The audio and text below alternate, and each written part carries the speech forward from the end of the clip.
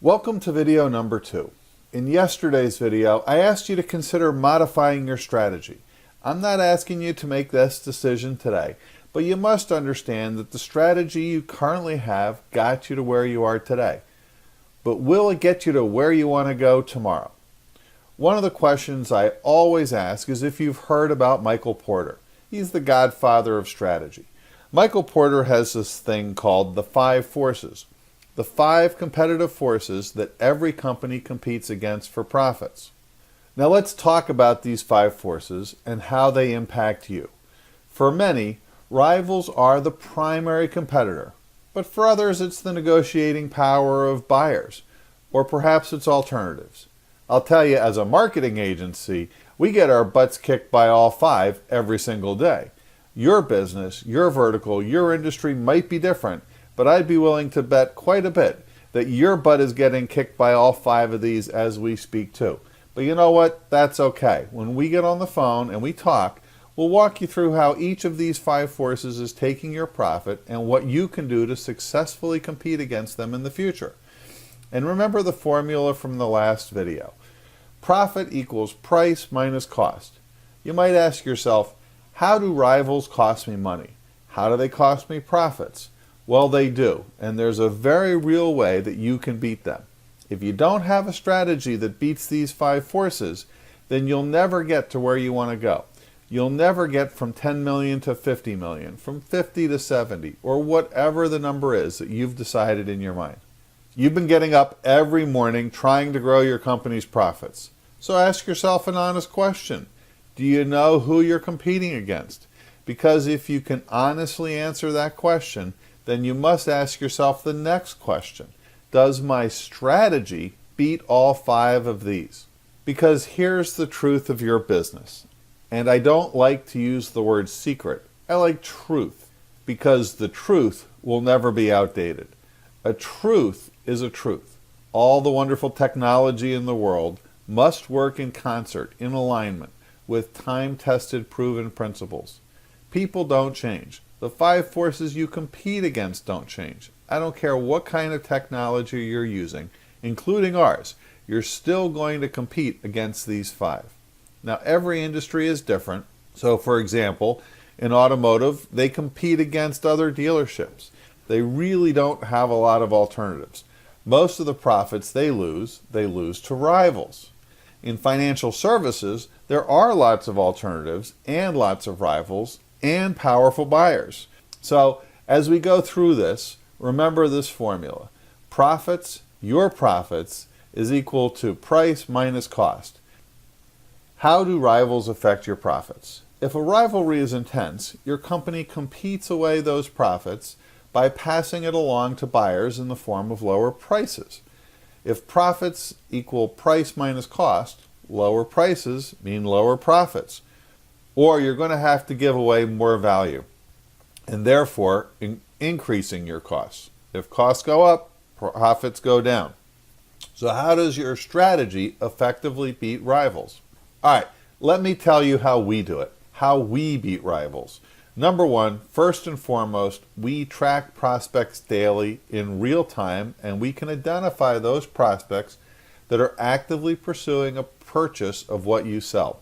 And we can find them first before a rival. As I said, if you're first, then you can frame the idea about what a solution should look like. You can control the perspective. You can define what value is. And if you can set the buying criteria, then everything that comes after you must compete on your terms. When you are first, you can control perspective. Number 2, we provide the data in the form of ownership. If you own and control the data, then you can target that person and have conversations with that person on multiple platforms. You can have conversations about multiple topics. You can have them as often as you want. You can develop a relationship the same way you do face-to-face. You start a conversation.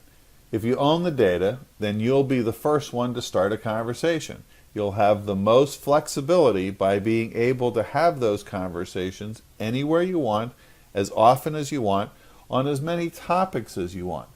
You can help them in order to build the trust, because trust is at the heart of a relationship. If you're first, you don't have to start selling your company. As I said in the first video, what you want to do is help them with their problem first, because once they realize the lay of the land on their problem, they're going to know what solution to choose. And if you're the person that's educating them about their problem, which you're an expert in because you built the solution to it, then you're going to be building trust naturally by helping them, not saying, look how great I am. Marketing is not about programs, it's about relationships. Marketing is a dialogue. Even though you're advertising to somebody, you're really having a conversation via your collateral, or your landing page, or your website. There's a mental conversation going on. You have a mental conversation going on with me right now. This is not me talking to you. This is not a monologue. This is a dialogue. The goal of marketing for your company is not to make a claim about your company. Your goal of marketing is to foster a conclusion, to help them see what they don't see, to help them understand what they don't understand, so that they can make a smart buying decision. Now, you're going to show them how to make a smart buying decision.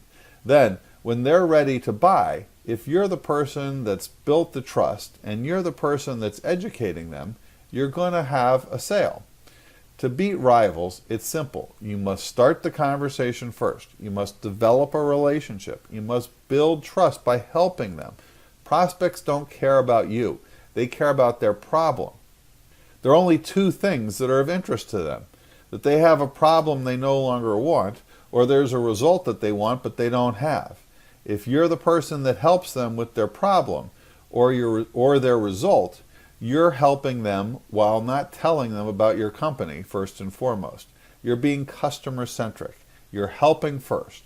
At the end of the day, that's how you build trust. You've been listening to me for a while now. I'm not saying that you trust me fully, but obviously you're still here and you're still listening and hopefully learning and applying what I'm talking about. We're slowly developing a relationship. I'm not asking you to buy. I'm helping you fix your problem. Your problem is the strategy you have to win against these 5 forces. This is how you beat rivals. Powerful suppliers. You compete against powerful suppliers. How? Well, let's take Google or Facebook. If Google or Facebook charge higher prices or insist upon more favorable terms, they lower what? Your profits. If they raise prices, your costs go up. If your costs go up, profits go down. If they change terms, if they increase costs, profits go down. Do you have a solution to a powerful supplier, specifically Google and Facebook? Now, before I tell you how we do it, let me be the first one to tell you I'm not anti-Google, I'm not anti-Facebook. Actually, I love and use them both. What I am is platform agnostic. You should use Google and Facebook, but you should have a solution and a strategy that offsets their power, that enables you to get what you want without having to give them control of your profit. So in our case, we have targeting. We own and control it. It's portable. We can take it to whatever platform delivers us the best results. We're not dependent on their cookies or on their targeting. We control the process. Google and Facebook work on what's called a relevance engine. They don't work on a high bid basis. Getting your advertisement seen has nothing to do with how much you bid. They care the ads they show are relevant to the prospect. They don't care about you as an advertiser. They care about their user. They know that user will come back multiple times if the ads are always relevant to them. They're going to come back and do more keyword searches. They're going to come back to Facebook and spend more time on the platform. When you show ads to prospects and you don't get a high click-through rate, Google and Facebook thinks the ad is irrelevant, and they're either going to charge you more per click, or more likely, they're just not going to show the ad at all. Since we know who's in market for your service, we only target people who are actively pursuing what you sell. The needles, not the entire haystack. This makes our ads more relevant, and Google and Facebook will give you a lower cost per click. And that lower cost per click is going to result in a lower acquisition cost. Again, back to the profit formula. Profit equals price minus cost. If you're the first one to get the prospect, and you're building value and trust through your marketing, you're going to have a better chance of getting a premium price. If you're not at the mercy of your supplier, then you're going to have a better chance of getting a lower cost. Next, let's look at powerful buyers. A powerful buyer forces prices down or demands more value from you, thus capturing more of your profit. If they ask for lower prices, profits go down. If they ask for more value, your cost goes up. So how do you offset powerful buyers? Number one, probably the most important, fill your pipeline. If you're only talking to a handful of prospects, you're going to let them dictate terms. You're going to let them dictate price. It's like playing poker and having a small amount of chips. You're afraid to say anything because you're afraid to lose what little you have. If you have a small amount of leads, you basically kiss up to every single prospect because you're afraid they're going to walk. Prospects know this. That's why they're the powerful buyers. The true phrase is not powerful buyers. It's the negotiating power of buyers. Their negotiating power goes away when they're one of thousands that you're communicating with. Number two, they believe that you're capable, trustworthy, and can get them to their destination. You can't just tell someone you're capable and trustworthy. You have to show them. In marketing, we focus on education. We're experts in what we do, just like you're experts in what you do. Educating is about helping your prospect understand their problem, how big the problem is, if they need to solve the problem, and the results that come from solving the problem. This is something you can implement today in your marketing collateral, in your website, in your sales process. Remember, nobody cares about you. They care about solving their problem. They care about the results that they're after. Their destination, first and foremost, is to make a smart buying decision. It's human nature that we always want to make the best decision possible. Nobody wakes up in the morning and says, "Oh man, I hope to get screwed financially today." They wake up and want to get something for their money. They want to make a smart purchase, and that's why they research before they buy. Not the simple purchases. We're not talking about the speed rack here at the supermarket and buying a pack of gum. We're talking about a complex sale. We're talking about things that have ramifications. When we're talking about that, the prospect will take their time and do their research. Now, in that window of your sales cycle, there's a beginning, a middle, and an end. You have to meet them first and foremost where they are, and that's the research stage of their problem. It's very important if you can understand where they are because it dictates how you communicate them. And in 2018, that research starts online. If I were to meet a woman in a bar and I walk up to her and I say, "Would you marry me?" What do you think she'd say? I could be the greatest guy in the world, the best looking guy, and she'd still gonna say no. Why? Because she doesn't know me. She doesn't know that she can trust me. She doesn't know if I have any value, any redeeming qualities. There's no way she can decide like that. I have to meet her where she is. And where she is thinking something like, "I'd like to meet a nice person, and let's take it from there." For you as a business, you must meet your prospects where they are. And where they are in the beginning is online with the desire to make a smart buying decision. They want to make a smart buying decision about their problem, so they research. So we counter powerful buyers with education, trust, and a strong relationship. All right, now let's look at the threat of entry. I'm sure that there are plenty of companies that are getting into your business every day. And new companies mean new rivals. New companies mean new alternatives. What's the barrier to protect your industry from newcomers? Because they add new capacity. They offer extra products that compete against yours. And more companies sprout up every day. The same thing is true with substitutes. I can tell you again, in the marketing field, there are tons of alternatives, just tons. You don't have to hire just us. There are all sorts of things you could potentially do. Now, obviously, we think there's a real advantage to us over all these other things, but it goes back to what I was just saying. If we're not communicating to you the value of what we do, how can you measure us against an alternative? I'm sure in your industry, there are products and services that meet the same basic need that your company provides.